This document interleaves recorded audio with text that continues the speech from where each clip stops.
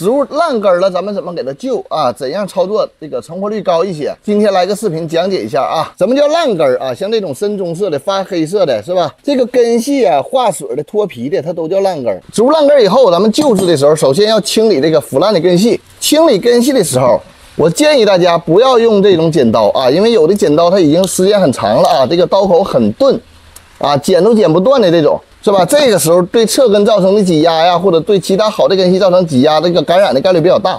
咱们可以用手去扑噜啊，去扒拉，这个东北话叫扒拉啊，就是往下捋一捋，根系捋一捋，是吧？咱们用手啊稍微这么一捋，那么这个不好的根系它肯定会掉啊，因为根系腐烂以后它比较脆，一碰就折，一扒拉就掉的这种根系咱们都不要。咱们捋到什么程度？一般情况下咱们捋到这个中间有一点小白根露出来。 是吧？或者这种粗一些的侧根露出来啊，这个不再有这个灰色呀、黑色呀、深棕色这种根系，那么咱们这个烂根就已经清理完成了。咱们清理完成以后啊，如果说你这根系腐烂的比较严重啊，这个根系整个化水了，没有什么太完整的一个好根了，那这时候你可以去泡一个杀菌药。像我这种根系啊，中间它还是小白根，那么腐烂不严重的，那么这种一般情况下我是不会去杀菌的啊。烂根以后换盆，咱们主要是以给它养活为主啊，所以说这时候咱们选盆。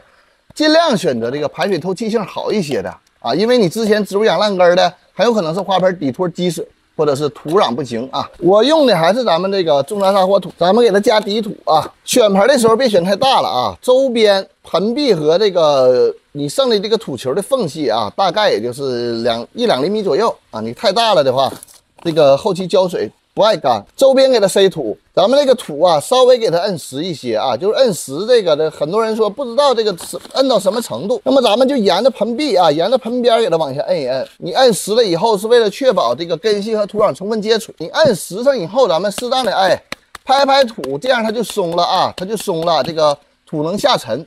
那么这个也是一个相对来说比较好的一个办法，不至于说你摁的像这个盖房子的水泥一样啊，噔噔的浇水渗不下去。这时候咱们可以用一下以生根为主的东西啊，我一般都用这个微生物有机肥去让微生物刺激植物去长根啊，咱们撒在盆面微微扒拉扒拉土。那这时候如果说你有生根粉呐、生根液呀这些。 能不能用？可以用啊。那咱们用生根粉、生根液的时候，需要注意一下呢，就是说，激素类物质啊，咱们不要用太勤，不要用太浓啊，不然的话反而会抑制这个新根去向外生长。换完盆以后啊，给它浇透水，浇的底部哗哗的淌水那种啊，不止说一次了。像顶端那些枯萎的叶片。